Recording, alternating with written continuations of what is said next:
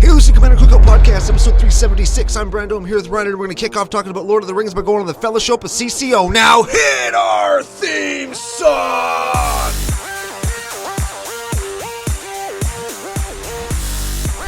Hey, Ryan. We're back for yet another whirlwind adventure. How you doing? Oh, good. What is going down? A long-expected party on CCO? Whole bunch is going down. We're going to talk about what is clearly your favorite thing, possibly of all time. Possibly? Yeah. We got some stories to tell, some people to thank, and all kinds of other stuff. Before we get to any of that, we have to thank our official business daddies, FusionGamingOnline.com. They are your source for all your gaming needs. Very much so. So, I goes to Fusion. Yeah. I use special new promo code CCO Summer. Hell yeah. Save 5% off my entire order of Lord of the Rings pre-order stuff. Oh, me too. Yep. Did that too. What are you in for? What are you in for? Yeah, see, that's how I usually feel. That's the feeling I usually get. And I'm in for like 120 Canadian dollars in credit. Oh, yeah? Mm-hmm. Ooh. Yeah. Cool. And that's after the 5% you saved it? Yep, saved it. So you got singles. Yep. Used CCO Summer promo code. Sure did. You were gonna buy that stuff anyways. Sure was. Saved money. Mm-hmm. Spent less of it. Yeah, even got one of the big cards of the set, like one of the like chase cards everyone's kind of after. Oh yeah? Yeah. I'm getting a big card at Command Fest Edmonton. We'll talk about that in a second. Oh, like an actual physically big card, yes. Is it going to be a Lord of the Rings card? Oh, you dang old rights, it will be. Are they going to have big Lord of the Rings cards? Yes, they will. I'm not sure I'm supposed to say that, but yes, they will. That's a spoiler. Went to FusionGamingOnline.com. Sick. Used CCO Summer promo code, not on singles this time, though I will. And they will be Lord of the Rings cards. I got sealed product. I got a bundle. Yep. Got a set booster box. Yep. Got a collector booster box. Might get another collector booster box. I might see how I fare in at Command Fest Edmonton, because we're going to be at the creator booth. Yeah, we are. And Fusion's going to be there. So we got to say that first, because our official business daddies are going to be there, and it would behoove us to tell you to go to the booth and say hi. Very much so. And more than that, in every Commander package that they sell, they're going to have those quest cards inserted into the event packages. Mm-hmm. And one of the things you need to do to get like a check mark to win prizes, free prizes, mind you, is visit a vendor, visit an artist, play a game with a content creator or cosplayer, meet somebody from out of town. They've changed or added to the quest. Yeah. But one of the things you do is visit a vendor, and it would be awesome if you went and talked to Fusion, because you get to say, hey, I listen to CCO, they're great. And you guys. F you guys, and of course spend money, because that's why the vendors are on there, is because they want you to spend money. Yeah. But if you're going to spend money, you might as well do it at Fusion. Yeah, good guys. Yeah, very much solid humans. They're so cool. Sometimes I'm afraid to sit with them at the bar. Oh, yeah? Mm-hmm. Oh, they're that cool. Very intimidated. I was like, oh, man, there's like a hot girl sitting with them. Oh. And like, I don't know what to do. That's how cool they are. Man. Yeah. Cool. It's like, are they even going to know who I am? They probably would. Yeah, they probably would. I met them. I've got the show notes up. We've got a quick little bit of podcasting business. Then we're going to jump right into Lord of the Rings Legends. Yeah, we got 85 cards that we're not obviously going to cover all of them. No. Basically, if it says tap, make a food token, we're going to make a joke about them and then keep going. Yeah, I think my notes are limited to like favorite creatures, most powerful ones in the set, ones that we're either going to build or put into our personal decks. Are you going to build a new deck from this set? I think I'm going to build Orc deck. The Orc deck, eh? I think I'm going to build Orcs. It's going to be I don't have a Rakdos deck no more. Oh. And the Orcs, just their dialogue and their culture in the story, and the memes that are resultant after you watch the movie 700 times of the orcs, like, meat's back on the menu, boys. Like, I think I got to make the orc deck. Yeah. Why can't we have some meat? They're fresh, right? You got to spit when you do it. Yeah. I just watched that part. If you watch the pre-show, you know which parts of the movies I watched. Yes. So, okay, quick podcasting biznatch. We talked about Command Fest Edmonton. It's not too late to get your packages. When you buy them, you use code CCO. You're going to get a discount there and a free gift from your boys right at the creator booth. We're going to literally hand you a present. We're looking forward to seeing you all there. This is a threat. Yes. Mm-hmm. We're going to threaten you with a good time. Yeah. Like they say, don't threaten me with a good time. We are. Speaking of this, I put a cue ball in a sock, and I have a hockey puck in another sock. And you're going to swing them around like freaking Michelangelo. Yeah. Yep. Combat cold cuts, baby. Oh, I'm going to put uncut cold cuts, like a big lump of ham and a giant frickin' bologna in 2 socks, and I'm going to be spinning them around fast like this. See?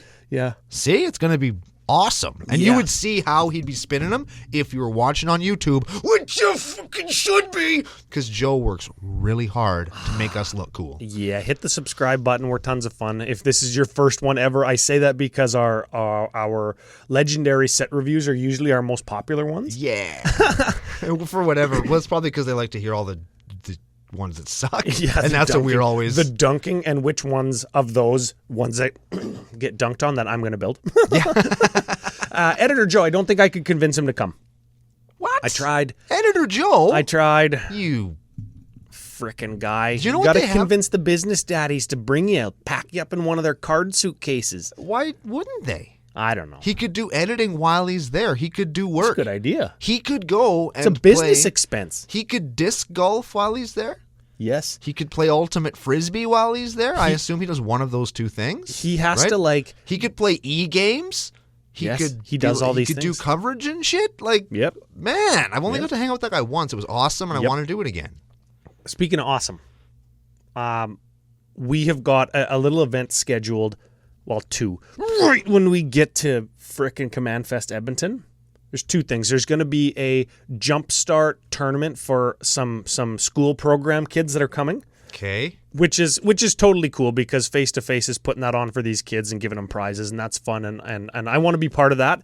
But also, does that mean I get to trash kids at Magic? No, because we're a little bit double booked. Sorry to inform you, but we are doing the frickin' tailgate party pre-release. This is what it's going to be if you're coming. And I haven't told you this yet, so this is right on the air. I'm literally learning my itinerary for next weekend right now. Check this out. Okay. We show up.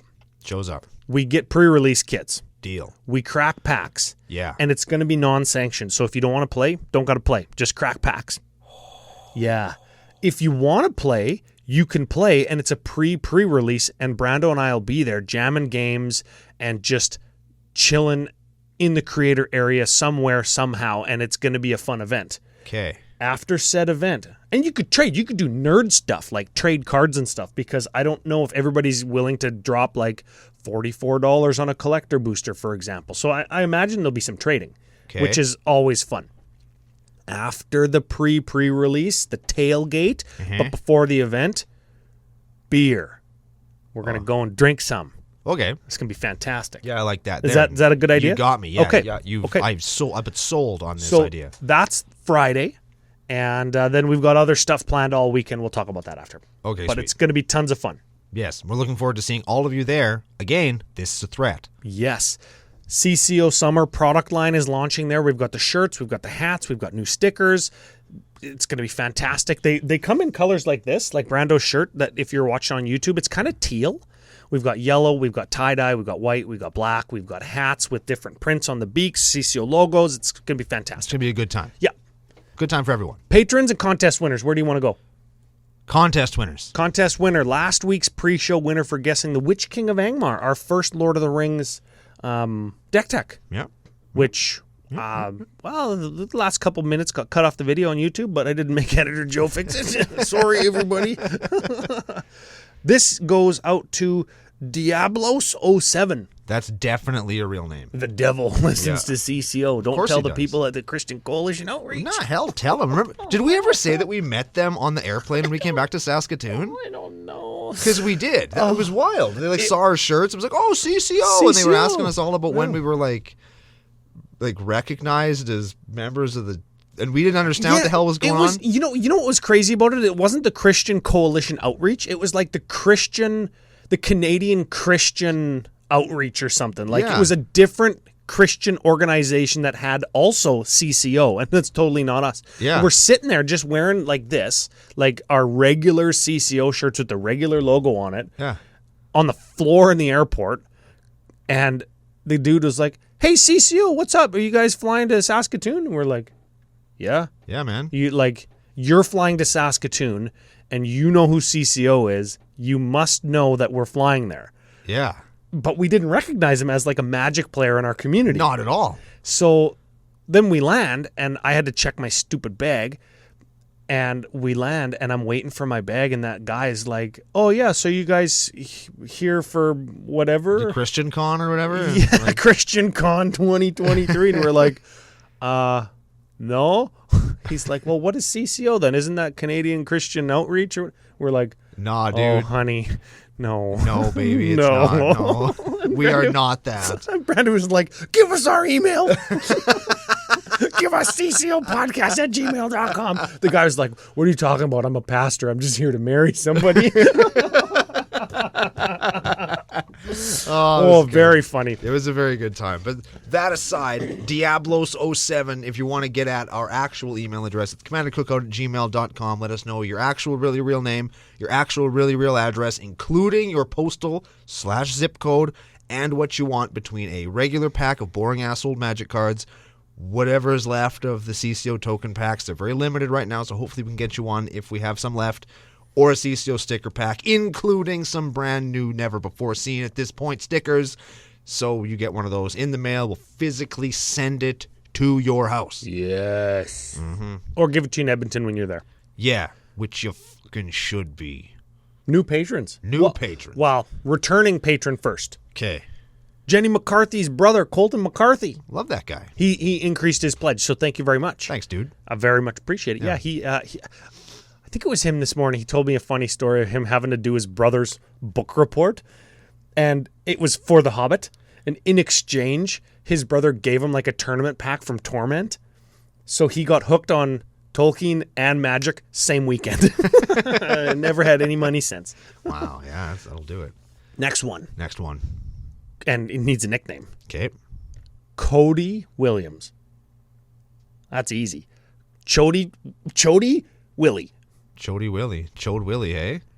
That means that it's wider than it is tall, right? Yes. Chode? And a Willie.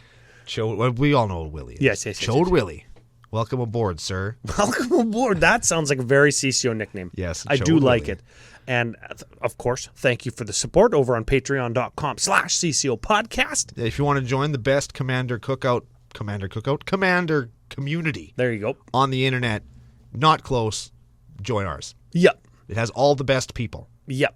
I was a little bit down the other day, and I was like, just posted something in Discord, not about being down or whatever. I was just like, oh, man, I wish that I could do more, stream more, or whatever. And everybody in the Discord was like, just look at the community that you built. It's so awesome. It's like, yeah, okay, that made me feel better because everybody in there is really great. Yeah, we got the best. The best, even. 7 out of 10, even. Yeah, because 8 and 9 and 10 don't exist. Correct. The last one. Hit me. CD.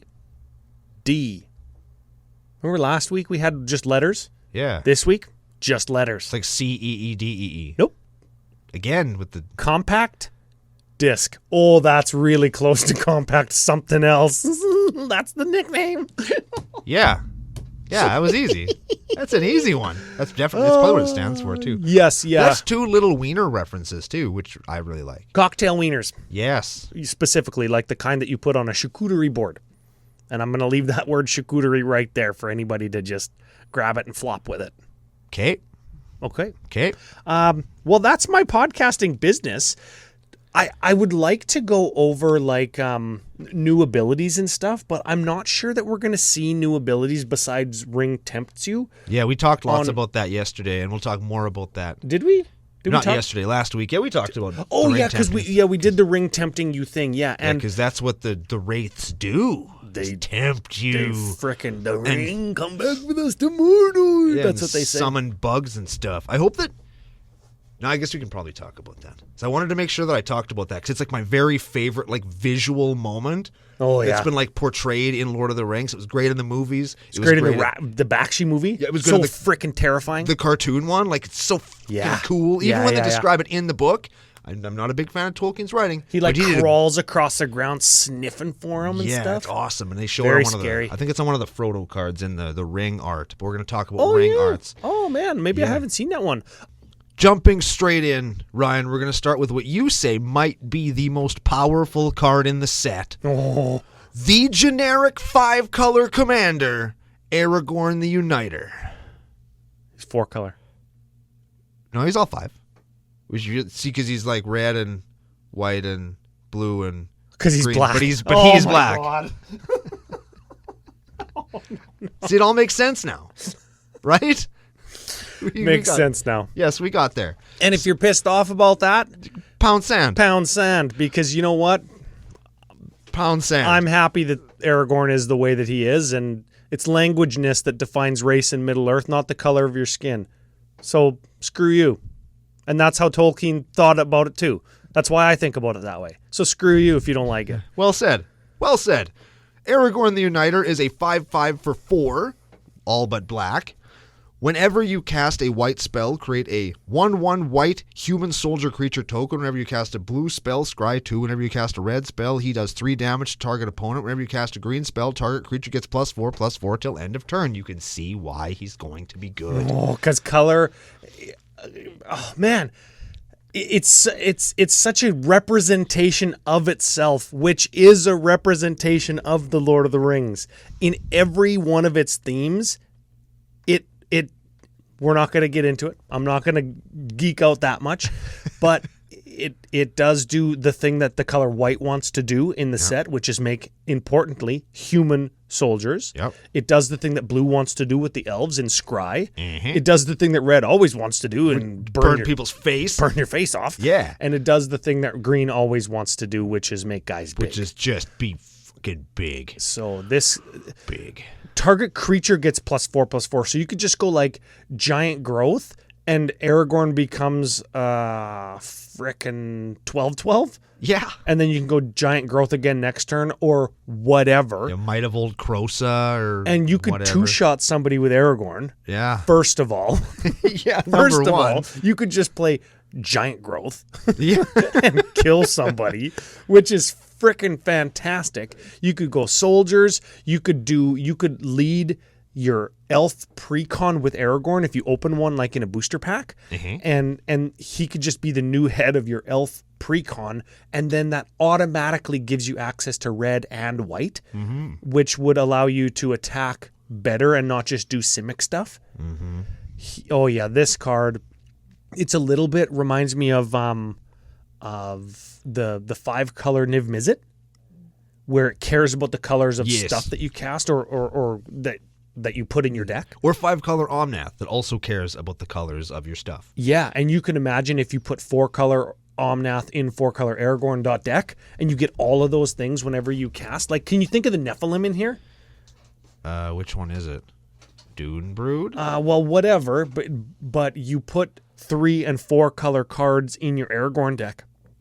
So it's like you get the card that you cast, and you get what is probably over the course of the game equates to like another card and another card and another card just for having your commander in play. If you got all of those abilities at once, that would be pretty good. Pretty dang good. That's not a terrible card. Where should we go to next?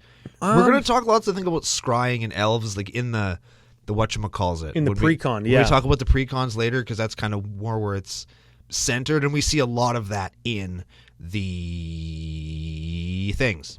The elves in the set. A lot of the uncommon elves specifically. It says like do something, scry, put a +1/+1 counter on something. Yeah. There's a lot of that going on. I do like that. I think that's going to really inform. I'm doing this thing, and I'm going to mention it next week too, where I'm putting at least one of every single Lord of the Rings card into each one of my decks. Yeah, you mentioned that last week. I'm going to mention it freaking again next week. Yeah.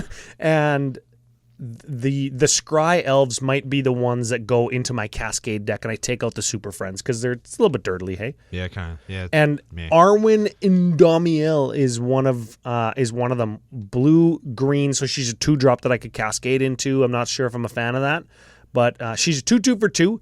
Whenever you Scry, put a +1 counter on target creature, which is pretty good in like a Scry centric deck. And then she's got Simic and 4. You can Scry 2. Neat. Which is always good, I guess. Yeah. I mean, I don't think anybody's going to pay 6 to Scry 2, probably. No. But, I mean, it's there. Yes. Maybe if I have 6 mana and I had a bad Cascade, then maybe. If you're drafting, because there's some draft chaff in this. We're going to get to that next week. Yeah, she's an uncommon. You want to talk about Bill? The pony? Yes. No. Oh. No. Somebody's going to build him, and I'm happy for you. Yeah, he's a horse, so he's going to go like in Emil or whatever. Yeah. He's a 1/4 that makes food tokens. Yeah, and you can sacrifice food until end of turn. Target creature you control assigns combat damage equal to its butt. Yeah, does butt damage. Yes. Sure. I like it. It's fine. There's nothing wrong with it, but it's like, is it exciting? I mean, if you're going to do that, you might as well just play the tree folk guy. Yep. What's his name? Doran. He goes in Doran. Does he go in Doran though? No. Because he doesn't need to go in Doran, hey? And he's not really that good to go in the horse guy, but it's Bill the Pony. Everybody loves Bill the Pony. He doesn't die. He makes it back to the Shire. That's a spoiler if you haven't seen the movies or read the books. If you've only read the books. Sorry, if you've only seen the movie. Yeah. They let him go outside the mines of Moria and you never hear from him again. Yeah, but he does make it home in real life. He makes it home and has a great pony life. Yes, he does. Which is fantastic, and everybody likes to hear that. Yeah. Or what do you think? Boromir, Elrond. What's Elrond do here? Let's give him a read. Elrond, Master of Healing, is another elf. Oh, no, the other one. Oh, that's Lord of Rivendell. That's him. Not Lord of Healing. Jesus. Elrond, Lord of Rivendell, or Elrond, Master of Healing. Which one do we want to read? Elrond, Lord of Rivendell, is a 3/2 for 3, one of which is blue. Whenever it or another creature comes into play under your control, scry 1. If this is the second time that ability has resolved, the ring tempts you. Lots of examples of the ring tempting you. We're going to see that in the whole set. Yes. Because, like, most of the cards are another existing card, and then it also says the ring tempts you. Yeah, just to make it strictly in some cases or just a little bit different enough to put a different name on it. Yeah.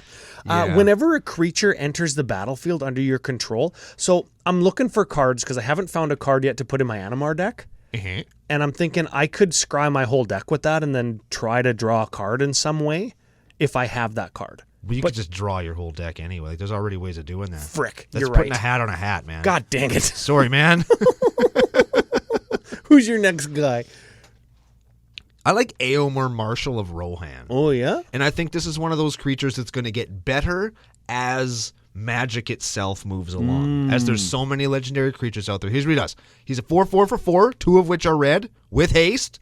Oh, I want to draft this guy. In the CCO pre-release, or the 2-headed giant we're playing, we should play this guy. We're going to get this guy. Yeah, he's good. Whenever one or more other attacking legendary creatures we control eat shit, untap all creatures you control. After this phase, there is an additional combat phase. Triggers only once each turn. Oh, don't care. But we still get an additional combat phase if one of our legendaries gets blocked and killed. If we have enough of those kinds of things that say take an extra combat, but it only happens once each turn, we're still going to take 2 or 3 or 4 combats, aren't we? Yeah, That's we still are. Pretty good. It's still not too bad.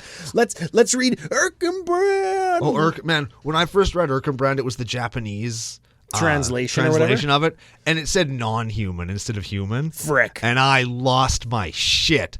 But then they corrected it. Anyway, he's a 3/3/4 red 3.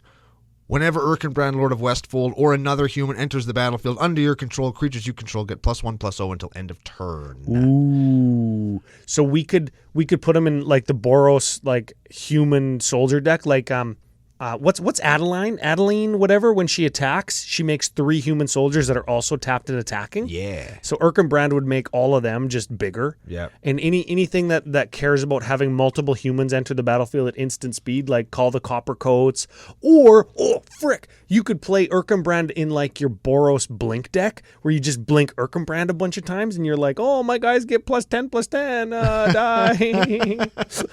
You could play him with Faramir Field Commander. That's my next one. 3/3 human soldier for 4. Okay. At the beginning of your end step, if a creature died under your control this turn, draw a card. So he kind of makes you draw 2 per turn if you can kind of plan for that. Sure. And whenever the ring tempts you, if you choose somebody other than Faramir, as your ring bearer, you can create a 1/1 white human soldier creature token. I like that. Feels like a rare, but it's an uncommon. Yeah. I like that. And after, like, you just have to do that one time, and then you're going to get that human at the end of your turn or whatever, or after the ring tempts you. Then whenever the ring tempts you, you just choose that frickin' guy. And he can't be blocked, right? Yeah. Because he's got, like, little power. Yep. And he's going to get in, and he's not going to die so you don't draw a card. But again, you got to plan for that. Yep. Yeah. Hey, It's a good little card in the human soldier deck that they obviously want us to make. I'm going to make a whole bunch of people mad right now. What? Faramir, one of my very favorite characters in the story. Yeah? Way better than Boromir. I think Boromir was a skid mark. Oh, no, everybody loves Faramir. Good. Yeah. Better than Boromir? The movies did him dirty, too. He's even better in the books. I know. He's a good man. He's a good man. Good person. Deserved better than what happened to him. Yeah. Yeah. Well, he became the Prince of Ithilien. See the next card. Yeah, Boromir can suck my whole taint. Do have a question. This is a lore question, but I have to ask it now. Okay, I gotcha. Fangorn Tree Shepherd. Yes. Who cares what the card does? Okay. I thought Fangorn was the forest. Yes. His name is also Fangorn. Is he like the boss? Yes. Is he like the boss of all the trees? He's the oldest ent in the forest, and Fanghorn means, when you translate it into common speech, it means treebeard. So this is Treebeard. Yes. Same guy. Okay. Look at his beard. Couldn't you tell? Lots of them have beards, though. Because they're freaking old. He's a 4/10 for 7. Treefolk you control have Vig. So this is the treefolk guy, right? Yeah. And whenever one or more treefolk you control attack, add twice that much green. Yeah. Okay. You don't lose untapped green as steps and phases end. This is like Omnath 2.0. Kind of, yeah. Except he doesn't get bigger. But he makes treefolk matter. Yes. Yes. Yes. It's cool. I like him. Yeah, I like that guy too. Now, we talked about flavor hits and flavor misses already a little bit. I'm gonna hit you with mine, and you can correct me if I'm wrong. I rarely say that. So we have 3 Frodo cards here. We got Frodo Baggins, and he's 3 Frodo cards just from this set. Yes. Okay. There's gonna be more later. So Frodo Baggins, he's standing there, he's looking all badass with his little sword, right? Yep. Then we got Frodo Determined Hero, because he's a determined hero, looking all badass like he's about to get into a fight. And then we have Frodo Sauron's Bane, the name of that implying that Frodo is going to do some badass stuff. Yes. Here is something that Frodo is not and does not do. He is not a badass, and he does not win fights ever. And all of these cards have some kind of thing like, whenever he attacks, whenever he gets in there, attach equipment to him. He does all sorts of things. He gets big and badass. Frodo is never badass. He loses literally every fight he ever gets in. And he gets killed multiple times. The Witch King kills him. The Spider kills him. The Cave Troll would have killed him. Everybody kills Frodo. And then at the end, Gollum has to bite his hand off to make him do the thing he's supposed to do. For non-book readers, Sauron would have killed him as well, right at the end of the Scouring of the Shire when he attacks him with a knife. Yeah, there we go. See? One of the central themes of the Lord of the Rings is failure, and how failure doesn't equal defeat. And Frodo is a failure. He fails. He fails. Ultimately, he fails. And because evil endures, it's evil destroying itself. Right? And that's one of the main themes of the book. So they can make Frodo as badass as he wants, and he can think all he wants, and he's still going to fail, though. But he doesn't think he's a badass either. He's like a simpering little wiener. Like, I just don't get why they put all these heroic things. He's so heroic. He's fucking not, man. I got you. He's not. I got you. Well, he is the main protagonist of the book, though he isn't the hero. You are right. Yeah, he's a chump. Samwise Gamgee is the hero of the book. Samwise Gamgee and Aragorn and Gandalf are the heroes of the book. And Gimli. Gimli. I love Gimli. Okay. I love that guy. Read Frodo Determined Hero, because this card's good. Frodo Determined Hero is a 2/2 for white 1. Whenever Frodo Determined Hero enters the battlefield or attacks, you may attach target equipment you control with mana value 2 or 3 to him. As long as it's your turn, prevent all damage that would be dealt to Frodo. So he's an indestructible attacker that can use any weapon. Yeah! No, he's not. He can't use Colossal Hammer. That's why 1 doesn't exist there. Yes. And he can't use 4 or bigger. I mean, he can, but not for free. He can use every sword. And most importantly, in your estimation, Jeet. Oh, man, put him in your cubes and draft Jeet.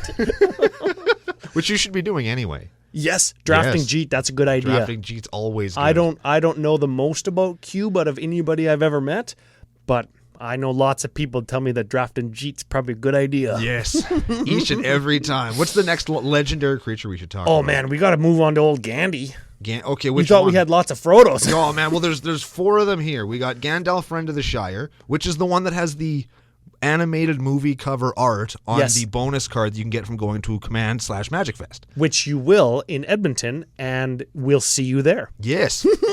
Then we have Gandalf the Grey, Gandalf the White, Monty Python and the Holy Grail's Black Knight. And then Gandalf White Rider. Those are do you want to talk about all of them, one of them, 2 of them? Which one is the one that you like the most? Gandalf, Friend of the Shire, is a good hit. That's a good one. That's a 2/4 flasher wizard avatar for blue 3. Okay. You can cast sorcery spells as though they have flash also. That is also good. That's pretty good. If I could cast like Wrath of God whenever I want, yeah. Pretty good.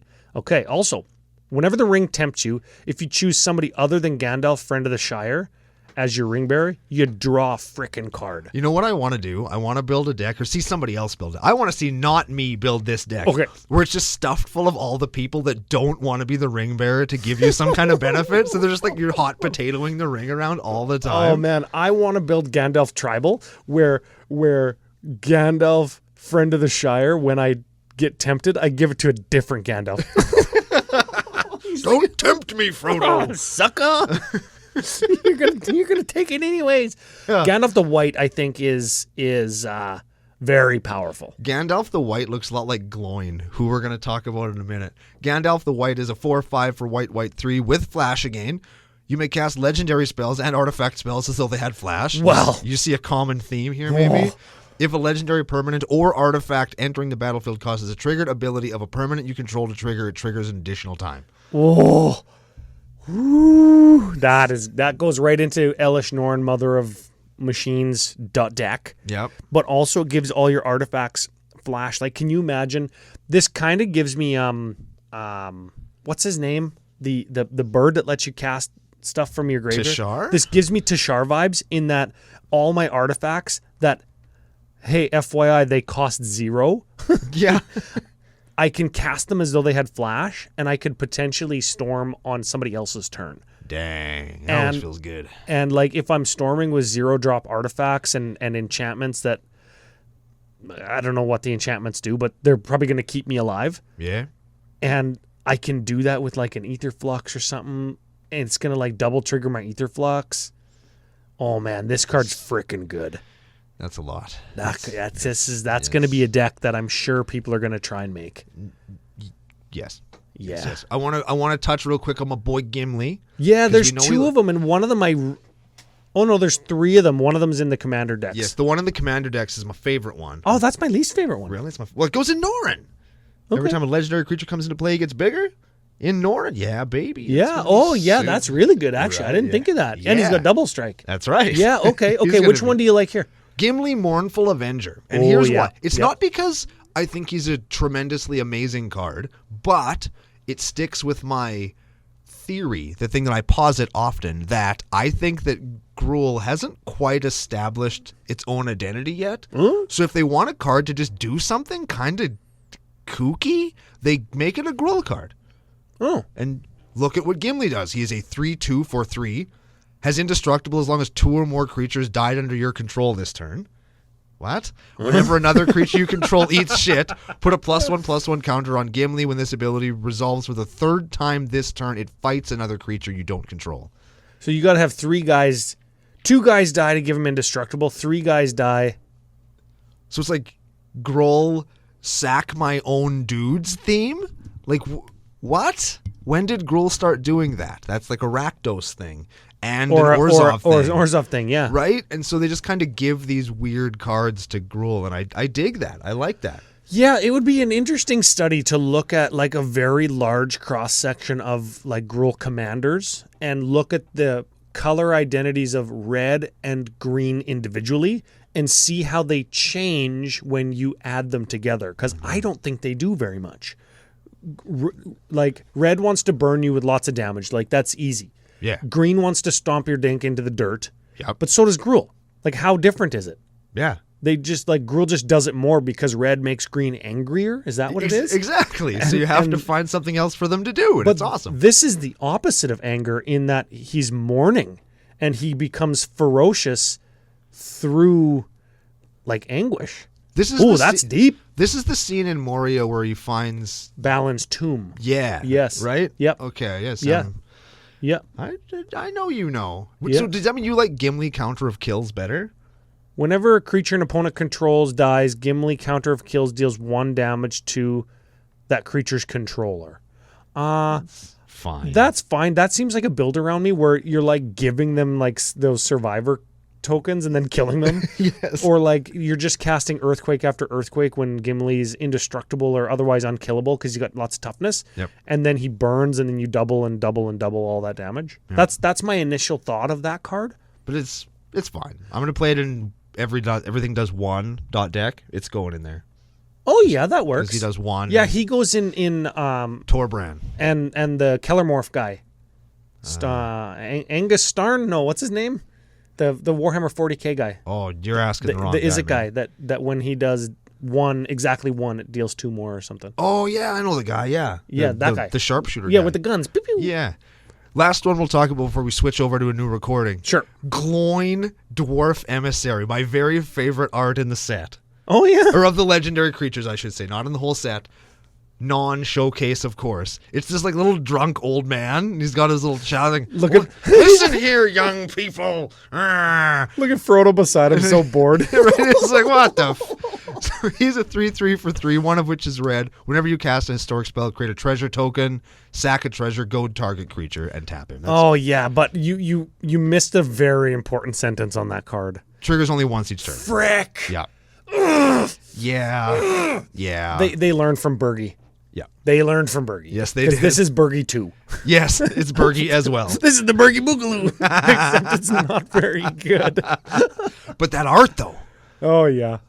Where should we go after Gimli, my dude? Oh, man. We got to go to frickin' Orc Town. Or do we talk about, like, everybody knows I love Rada. I have a sexual attraction to Rada. Oh, yeah? Erdica. She's the sexiest magic. Oh, I know where you're going.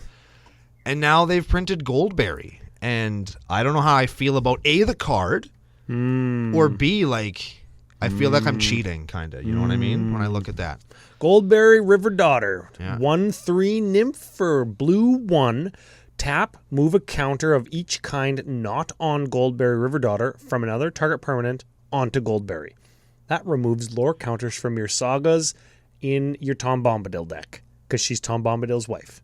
Very cool. Okay, but it also removes, like, charge counters and ice counters and brick counters. Yes. And all those counters, right? Yes, that's pretty good. And if you're playing a dedicated +1/+1 counter sub-theme and you move all those counters onto Goldberry, she gets thick. Also, blue, tap, move 1 or more counters from Goldberry onto another target permanent you control if you do draw a card. I guess you could also get loyalty counters from Planeswalkers. I suppose. You could also do that. Onto another target permanent you control. So you could move in your Planeswalker deck all the loyalty count or a loyalty counter from each one onto Goldberry, untap her, then move one or more counters from Goldberry onto another target permanent. All the loyalty counters from Goldberry onto Planeswalker and Ultimate immediately. But it can only get one of each kind that isn't already on her. So you can only get one loyalty counter. Oh, frick. And one Come stun on. counter, right? They don't even make it super abusable. Move a counter of each kind not on Goldberry from another target permanent you control onto Goldberry. Could you do... But what if you do it all at once? She's got no loyalty counters on her, and I have 6 Planeswalkers. I tap it, and they all move at once. I could see that being a thing. Give us a judge call in the comments or on Discord. Is that how that works? If she's got no +1s, and I've got 17 Hydras that all have +1s, can I move them all onto her, and she's frickin' more stacked than she already is? Yeah, man. She's... It makes me uncomfortable. You wanted to talk about an orc. Was it this one? Was it Gorbag? Gorbag? Was it Grishnak? Grishnock's my favorite one. Grishnak? Or do you want to do I like Gorbag. You like Grishnak. I'm freaking doing all of them. They're all going in the orc deck when I build it. Okay, let's start with Gorbag because he's first alphabetically. Sure. Gorbag of Minas Morgul is a 2/2 for 2, one of which is black. Whenever a goblin or orc you control deals combat damage to a player, you may sacrifice it. When you do, choose one. Draw a card, create a treasure. Bro. Cool. Value. What if I attack you with what if I just happen to have a haste enabler and a Krenko in my goblin and orc deck, and I attack you with 10 goblins, and I just gank all of them and draw 10 cards? Yeah. Yeah. Yeah. Whenever a goblin or orc, it's not one or more. Yeah. You may... Oh, man. Oh, wait, it's for each one. They did not pull punches with our boy Gorbag. Who is he, by the by? Gorbag is one of... he's the leader of a band of orcs that comes up from Minas Morgul into the through the pass of Kirathungel when after Bless the witch you. After the Witch King thinks he sees or knows that somebody's in that valley or in that pass. Okay. Yeah, so he comes up from Minas Morgul instead of marching off to Minas Tirith. He's coming up to see what's up because the Witch King thinks somebody's up there. Okay. And because Frodo has the ring, and they've got this weird connection now because he stuck him with the Morgul blade, right? Now he's like a stage 5 clinger. Yeah. Well, he also wants the ring because the ring's calling for him. Yeah, also that. Which was probably... Yeah, I'm piling onto the stage 5 clinger theory there. So Grishnak. Brash instinct. When I read this, I was very excited. You were ready. But let's see what it actually does. Okay. I have to preface this that Grishnak is my favorite orc in the story. Why? Who is he? And I actually looked up Grishnak texts and things that were written about him and read them to Rebecca because on multiple occasions in The Lord of the Rings, it references his long, hairy arms. Grishnok's long, hairy arm reached around Pippin's face and it stank. It's like just stuff like that. Oh man, Grishnok was one of the Moria, or I think he was a Mordor orc that met up with the Isengard orcs when Merry and Pippin got kidnapped. Okay. That's who he was. So he's a 1/1 for red 2 goblin soldier. No, he must be a Moria orc then, because the Moria orcs in the set are designated as goblins. Okay. Yeah, okay. Whenever Grishnok Brass Instigator enters the battlefield, amass orcs 2. When you do, until end of turn, gain control of target non-legendary creature and opponent controls with power less than or equal to the amassed army's power. Untap that creature, gains haste until end of turn. That's cool. That's him kidnapping a hobbit. Yeah. Yeah. I like that. And the more flavor win. The more orcs you have, or the bigger they are, the bigger your army of orc, that is, the bigger guy you can kidnap. I dig that. So it very much is on flavor, and it gives them haste, which mechanically in Magic is what you need to do for these cards to work. Yes. Right? Like Act of Treason type cards. Right. But it also makes sense according to the text because they make Merry and Pippin run, and they literally whip them to make them run faster. Yep. Ooh. Grishnok. Yeah, Grishnok. And his long, hairy arm. Just whips him with his arm. Yeah, he runs and his arms almost drag on the ground. He reminds me of Uncle Brando. Hey, come on, man. Come on. Oh, man, no. I don't run and my arms don't drag on the ground. But if you did. If I did, maybe they would. Yeah. So let's continue on here. What about... Mahur, he's another orc. And Ugluk, but we don't gotta read Mohur. He's like a doubling season for your orcs, which is good. We haven't talked about one Hobbit really besides dunking on Frodo. Well, let's get to everybody's favorite idiots. Oh man, Pippin, Guard of the Citadel, is actually a really good card. Read that one. 2/2 for 2, Vidge Ward 1, tap. Another target creature you control gains protection from the card type of your choice until end of turn. So that's like Vigilance, so I can attack with him. Ward, so you can't kill him as easily. For 2 mana, 2 power. And then on your turn, if you try to kill one of my guys, I can tap him to Mother of Runes.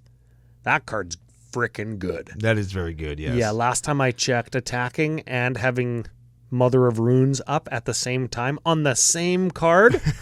Fairly good. Pretty good. And then the other Pippin doubles your food token production. Oh yeah, it's a doubling season for food tokens.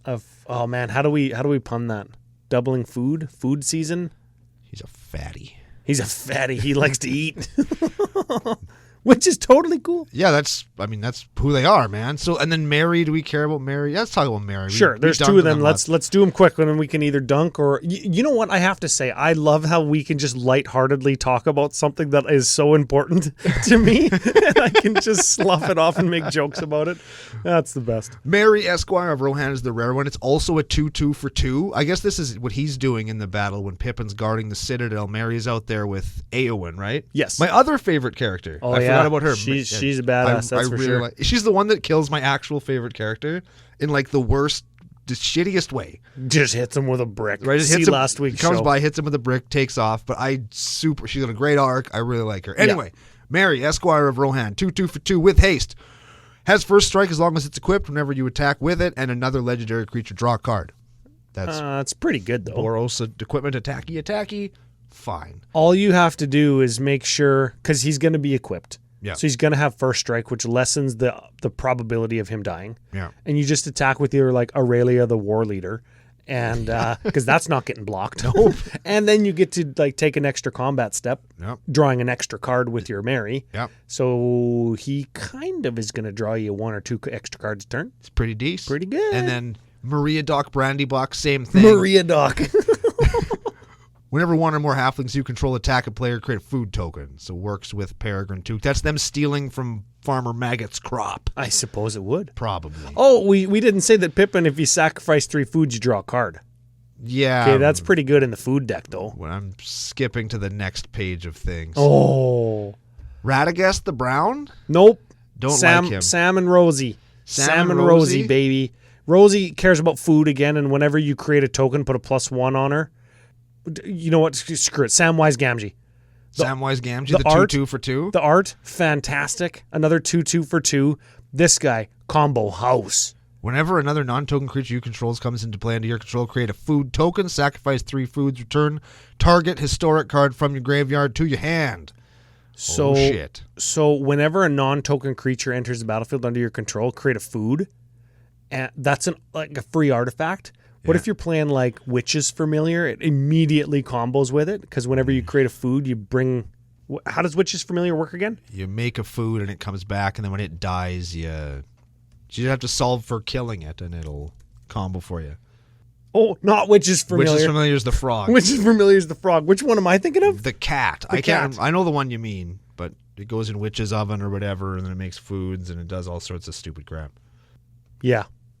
Yeah, I can't find it, but I know that the combo exists, and it comes back automatically, and when it dies, it aristocrats them, right? Or it blood artists them. Yeah. So you make a food, and it comes back, you sacrifice the food, or it dies or whatever. Yeah, it's a whole thing. Yeah. I want to talk about Saruman of Many Colors. Not because he's amazing, but because his first line of text is so specific, and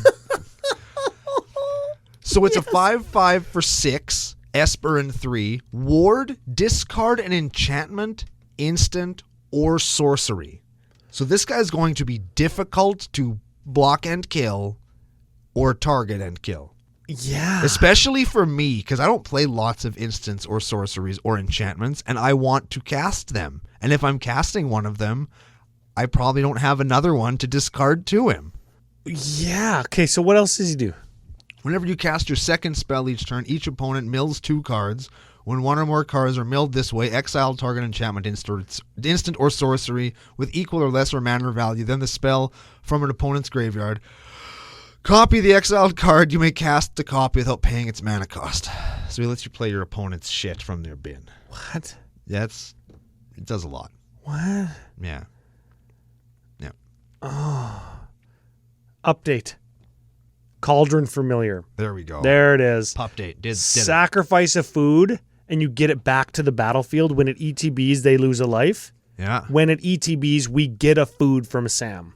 And you can find it with Protean Hulk like nobody's business. Yes. Or anything that lets you tutor 2 cards, like Shared Summons or Final Parting, card to hand, card to graveyard. Yeah. Yeah, you just play Samwise and let the Cauldron Familiar go to your graveyard. Yep. You get the food, you frickin' get it back, and then Bob's your uncle. Then you're familiaring, yes. Robert is your father's brother, as I like to say to you. There we go, yes, and he is. So here's the thing. I've got a couple criticisms. We'll talk about them next week more. One of them, though, is to do with the legendary creatures. Of course, we got a Sauron card. We got 4 Sauron cards. We got at least... Including the one from the Commander deck. Okay, we got 4 of them. I wish that we didn't, because he's the scary villain that you never see. Right? I wanted 0 Sauron cards, I will not lie. Oh, yeah? I wanted 0 of them. So are any of them worth us reading today, or should we just talk? I really liked Sauron the Necromancer. We talked about him on last week's show. Yeah, we He's did, the yep. one that makes wraiths. I'm definitely going to play that one. I like him lots, and his ring art is really cool. Yep. Is really, really cool. The other ones I'm kind of... One of them's a Grixis commander. Sorry, Chris Von Doom. It's real good, but not my thing. It's good, but like... I don't know. I'm trying to decide if I want my orc army to be led by him because he does the amass orc thing, Yep. or if I should just do Rakdos orcs because I already have a Grixis deck. Well, This is what he does. He's a 7/6 for Rakdos and 3. He's got Ward, sack a legendary artifact or legendary creature. Whenever an opponent casts a spell, you amass orc 1. So every time they cast anything, our orc army gets bigger. It's pretty good. Whenever an army you control deals combat damage to a player, the ring tempts you, which is good. Then your attackers get better, right? Yep. And whenever the ring tempts you, you may discard your hand. If you do, draw 4 cards. That's going to fuel graveyard stuff, and late game, it's going to fill our hand back up, air quotes. Yes. Both of those things are good, especially because you're not casting him until mid to late game anyways. Yeah. It's pretty solid. It's neat. I don't know. I think the card is good. It's certainly powerful, right? Yeah. But I don't know if I want him to be the leader of my orc army. Probably from a flavor standpoint, I do, though, right? Because he's going to do the ring tempts you. He's going to do orc stuff. Yeah. Yeah, frick. And he's good because he lets you draw 4 cards. Yes. Frick. Yeah. Well, I might have just decided. It says draw 4. And then the other one's basically a threaten. So, like, whatever, it's a threaten. Shadowfax shows creatures the meaning of haste. Literally, it's written right on the card. There's the meme. Everybody's excited about that.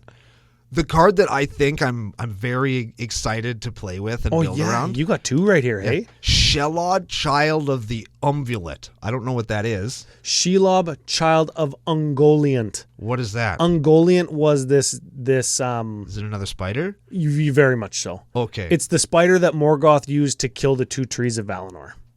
She's very bad. All she wanted to do was eat light, and she made the entire world dark when she destroyed the 2 trees of Valinor. Wow. Yes. What a dick. Yes, very much so. What an and one of the most badassest?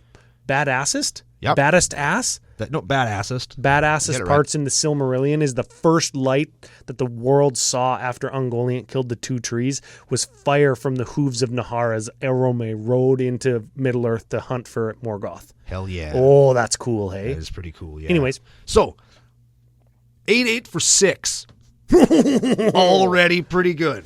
But wait, there's more. There's a lot more. Death Touch Ward 2. Very good. But wait, there's more. Other spiders you control have Death Touch and Ward 2. Also good. But wait, there's more. Whenever another creature dealt damage this turn by a spider you control dies, create a token that's a copy of that creature except it's a food and loses all other card types. She wraps him up.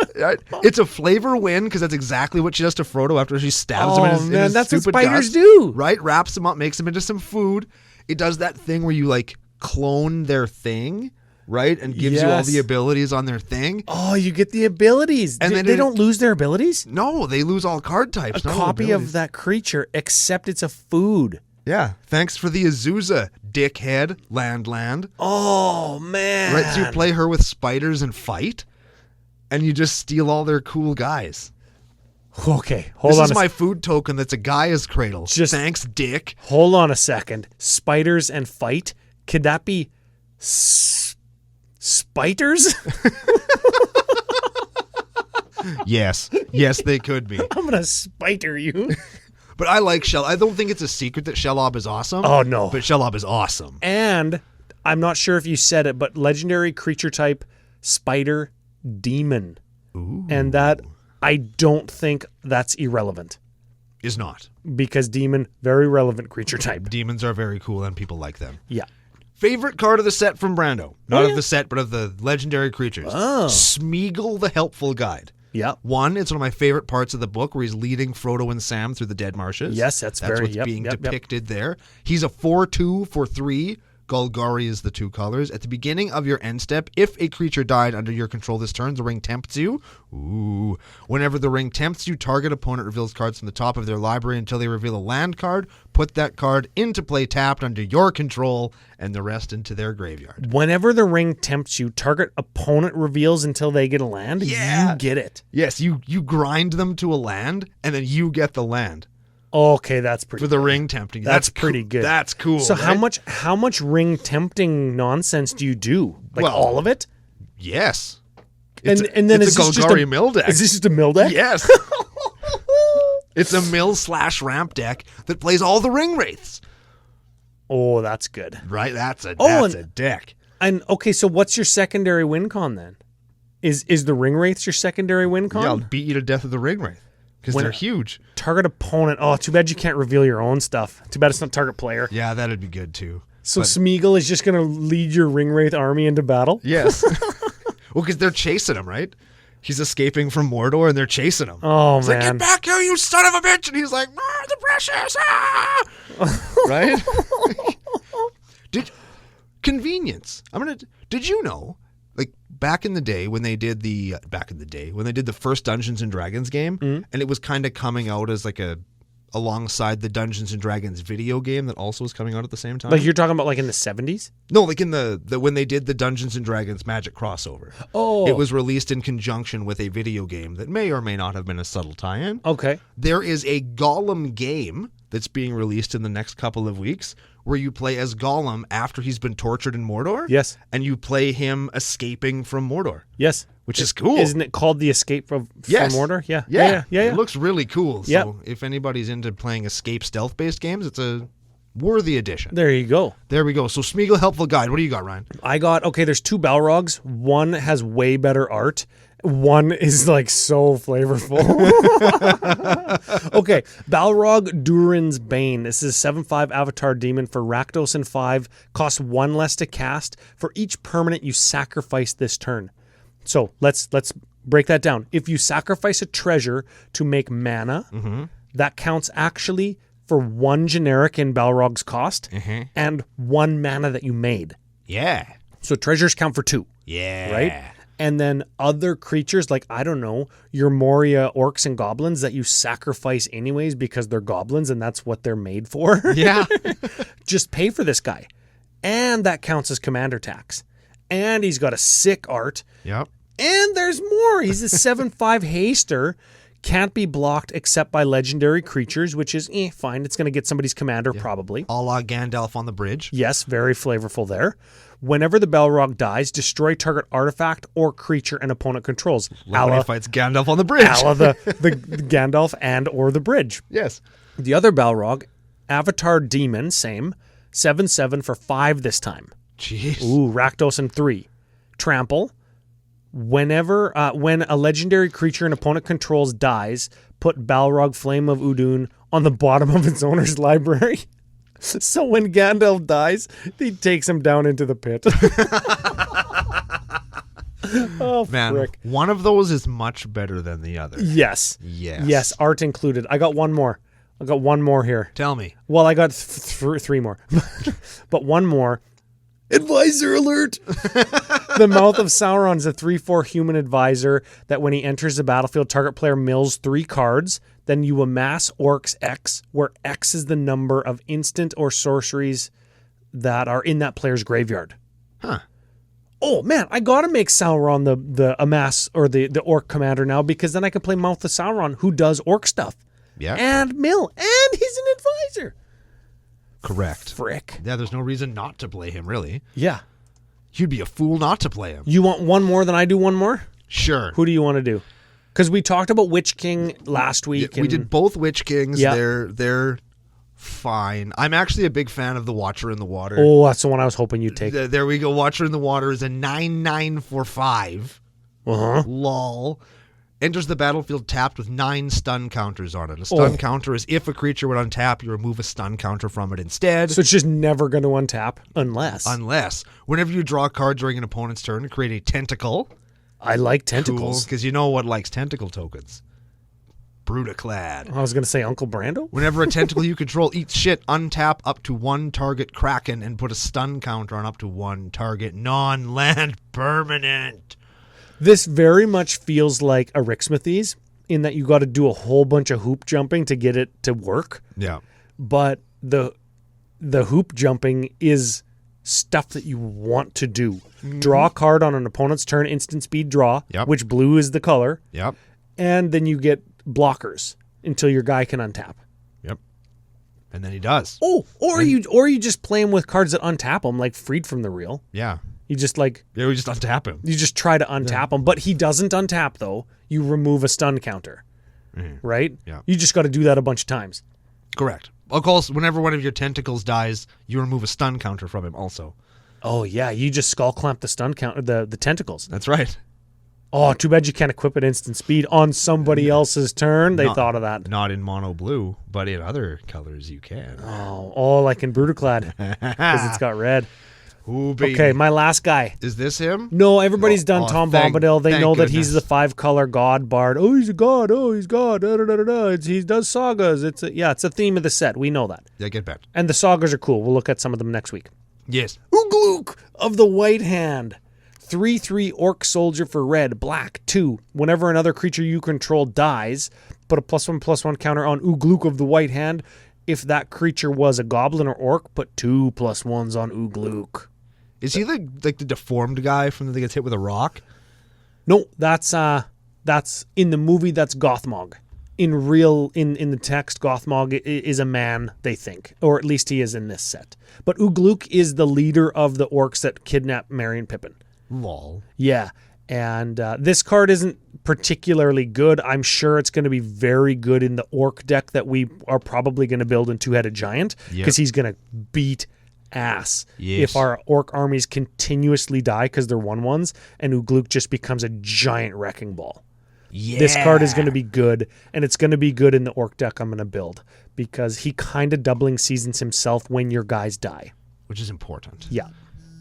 If you're going to do counter stuff, do double counter stuff. Very important. Right? Like, that's very good stuff. So those are the legends that we think are cool. If you want to hear us talk more about the set in depth and in general, talk about a few cards that we like or things that we don't like, you can check us out next week. For the record, I think all the legends are cool. Those are the ones that we had time to talk about without Editor Joe jumping through the microphone and strangling us. Yes. Yes. If you want to pick any of them up, of course, FusionGamingOnline.com, your source for all of your Commander, your Tales from Middle-earth Commander needs.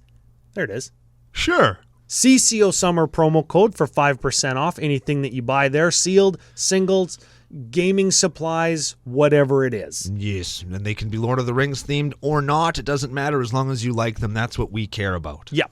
As long as everybody else is having fun. And we are going to have fun next week on another exciting episode of Commander Cookout Podcast. Hit our theme song!